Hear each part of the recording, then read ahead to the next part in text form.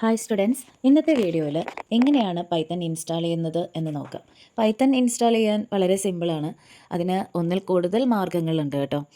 മെയിനായിട്ട് പറയുകയാണെങ്കിൽ നമ്മുടെ സി പൈത്തൺ ഇൻസ്റ്റലേഷനാണ് സാധാരണയായിട്ട് ഇപ്പോൾ സ്കൂളുകളിലാണെങ്കിലും നമ്മുടെ കുട്ടികൾ കൂടുതലായിട്ടും യൂസ് ചെയ്ത് കാണുന്നത്. അതിന് വേണ്ടിയിട്ട് www.python.org എന്ന സൈറ്റിൽ നിന്നിട്ട് ഡയറക്റ്റ് ഡൗൺലോഡ് ചെയ്ത് എടുക്കാവുന്നതാണ്.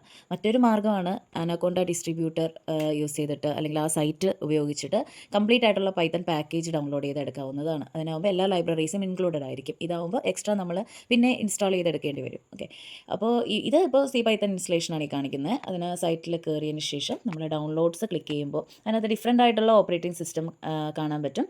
ഇപ്പോൾ വിൻഡോസ് ആണ് നമ്മുടെ ഓപ്പറേറ്റിംഗ് സിസ്റ്റം എങ്കിൽ അതിൽ ഒരുപാട് വേർഷൻസ് പൈത്തൻ്റെ വേർഷൻസ് നമുക്ക് കാണാൻ പറ്റും. അതിൽ തന്നെ നമ്മുടെ ഓപ്പറേറ്റിംഗ് സിസ്റ്റത്തിന് സ്യൂട്ടബിൾ ആയിട്ടുള്ള ഏത് എക്സിക്യൂട്ടബിൾ ഫയലാണോ അത് ആവശ്യത്തിന് നമുക്ക് ഡൗൺലോഡ് ചെയ്തെടുക്കാൻ പറ്റും. ഓക്കെ, ഇപ്പോൾ ഞാൻ ചെയ്യുന്നത് പുതിയ വേർഷൻ ഡൗൺലോഡ് ചെയ്യുകയാണ്. അതുകൊണ്ട് തന്നെ നമ്മൾ ഡൗൺലോഡ്സ് എടുക്കുമ്പോൾ തന്നെ ഡയറക്റ്റ് റൈറ്റ് സൈഡിലായിട്ട്, അതായത് ആ വിൻഡോസിൻ്റെ തന്നെ റൈറ്റ് സൈഡിലായിട്ട് പൈത്തൺ 3.14.6 അതാണ് ന്യൂ വേർഷൻ, അത് ഡൗൺലോഡ് ചെയ്തുകൊണ്ടിരിക്കുന്നു. ഡൗൺലോഡ് ചെയ്ത ശേഷം ഡൗൺലോഡ് ചെയ്ത ആ ഒരു എക്സിക്യൂട്ടബിൾ ഫയൽ നമ്മൾ ഒന്ന് എക്സിക്യൂട്ട് ചെയ്യുകയാണ്.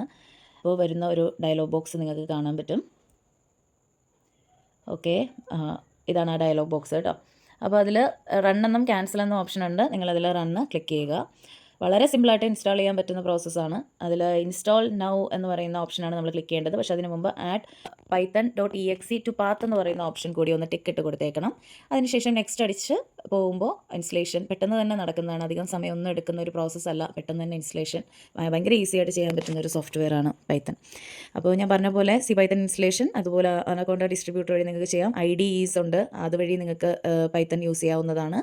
അപ്പോൾ ഏറ്റവും സിമ്പിളായിട്ട് ഡൗൺലോഡ് ചെയ്യാൻ പറ്റുന്നതും മെമ്മറി അത്രയും കുറച്ച്, അതായത് ഇതിൽ നമുക്ക് ലൈബ്രറീസ് അത്രയും കുറച്ച് എക്സ്ട്രാ പിന്നീട് നമ്മൾ പിപ്പ് ഇൻസ്റ്റാൾ എന്ന് പറഞ്ഞിട്ട് വീണ്ടും കമാൻഡ് കൊടുത്തിട്ട് നമ്മൾ ഇൻസ്റ്റാൾ ചെയ്യുകയാണ് ചെയ്യുന്നത് ഇതിൽ ഈ സി പൈത്തൺ ഇൻസ്റ്റലേഷനിൽ കേട്ടോ. എളുപ്പമാണ്. അപ്പോൾ ഇങ്ങനെ ഒരു എന്താ പറയുക സക്സസ്ഫുൾ മെസ്സേജോടുകൂടി നമുക്ക് ആ പ്രോസസ്സ് കഴിയും. പിന്നീട് നമ്മൾ ചെക്ക് ചെയ്യാൻ വേണ്ടിയിട്ട് കമാൻഡ് പ്രോംപ്റ്റ് എടുത്തതിന് ശേഷം ഇങ്ങനെ ടൈപ്പ് ചെയ്താൽ മതി, പൈത്തൺ സ്പേസ് ഹൈഫൺ വേർഷൻ എന്ന് ടൈപ്പ് ചെയ്യുമ്പോൾ നമ്മൾ ഇൻസ്റ്റാൾ ആയോ എന്ന് ഒന്ന് എൻഷുർ ചെയ്യാൻ വേണ്ടിയിട്ടാണ്. പൈത്തൻ്റെ പുതിയ വേർഷൻ എഴുതി കാണിച്ചിട്ടുണ്ട്. അപ്പോൾ പുതിയ വേർഷനാണ് നമ്മൾ ഇൻസ്റ്റാൾ ചെയ്തത്. അതുകൊണ്ട് തന്നെ പൈത്തൺ 3.14.6 എന്ന് എഴുതി കാണിച്ചിട്ടുണ്ട്. ഓക്കെ, ഇനി നമുക്ക് ഇതിൽ തന്നെ നമുക്ക് പൈത്തൻ്റെ ഇൻട്രാക്റ്റീവ് മോഡ് നമുക്ക് കുറച്ച് ചെക്ക് ചെയ്ത് നോക്കാം. അതിന് വേണ്ടിയിട്ട് ഞാൻ പൈത്തൺ എന്ന് ടൈപ്പ് ചെയ്യുന്നു, എൻ്റർ അടിക്കുന്നു. അപ്പോൾ വരുന്ന ലൈനിൽ നമ്മൾ പ്രിൻ്റ് ഒരു സ്റ്റേറ്റ്മെൻറ്റാണ് കൊടുക്കുന്നത്. പ്രിൻ്റ് കൊടുത്തു, പ്രിൻ്റ് ഹായ് എന്ന് ടൈപ്പ് ചെയ്തു. ഓക്കെ, അപ്പോൾ ഔട്ട്പുട്ട് ഹായ് എന്ന് വന്നു. ഓക്കെ, അപ്പോൾ അത് എന്തായാലും വർക്കിംഗ് ആണ്, ഇൻസ്റ്റാൾ ആയിട്ടുണ്ട്. ഓക്കെ, ഇതൊരു മെത്തേഡാണ്. ഇനി നമുക്ക് കുട്ടികളെ സാധാരണയായിട്ട് യൂസ് ചെയ്യുന്നത് എളുപ്പത്തിന് വേണ്ടിയിട്ട് നമ്മൾ ചെയ്യുന്ന ഒരു മെത്തേഡാണ്. അതായത് പൈത്തൺ ഓപ്പൺ ചെയ്യുന്നത് എങ്ങനെ എന്നുള്ളത് സ്റ്റാർട്ട് ക്ലിക്ക് ചെയ്യുക, IDLE എന്ന് ടൈപ്പ് ചെയ്താൽ മതി. അപ്പോൾ നമുക്ക് ഒരു വൈറ്റ് സ്ക്രീന് കാണാൻ പറ്റും. ആ ഒരു വൈറ്റ് സ്ക്രീൻ എന്ന് പറയുന്നത് നമ്മളുടെ ഇൻറ്ററാക്റ്റീവ് മോഡ് എന്നാണ് പറയുന്നത് കേട്ടോ.